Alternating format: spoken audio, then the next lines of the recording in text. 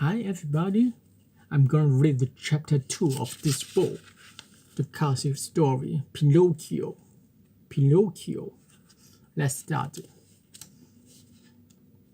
Chapter 2. At that moment, somebody knocked on the door.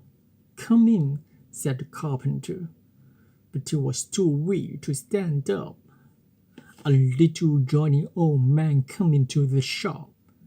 His name was Geppetto.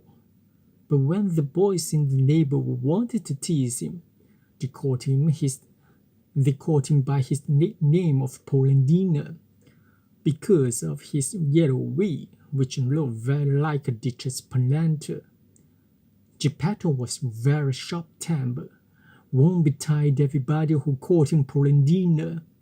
He simply went wild, and no one could do anything with him. Good morning, Mr. Antonio, said Geppetto. What are you doing down there? I'm teaching the ants how to read. Much good may it do you. What brought you here, Mr. Geppetto? My lace. Mr. Antonio, I've come to ask you a favor.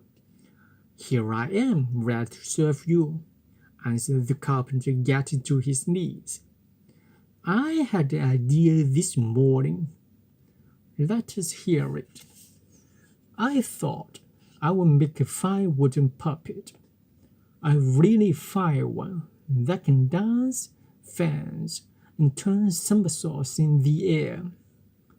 Then with this puppet, I could travel round the world and earn my bit of bread and my glass of wine. What do you think about it? Blow flow, Polendina, cried that same tiny, mysterious voice. When he heard the name Polendina, Mr. Geppetto became so angry that he turned as red pepper. He turned to the carpenter and said in a fury, Why do you annoy me? Who is annoying you? You call me Polendina. No, I didn't. Oh, perhaps I did, but I said that it was you. No, yes. No, yes. And as they grew more and more excited, from words they came to blows. They seized one another's wigs, and they were hitting, beating, and scratching each other. At the end of the fight, Geppetto's yellow wig was in Mr. Antonio's hands, and the carpenter's great wig between Geppetto's teeth. Give me my wig, said Mr. Antonio. You give me mine, and let us make a peace treaty. So the two little old men, each taking his own wig, shook hands and promised to be good friends forever.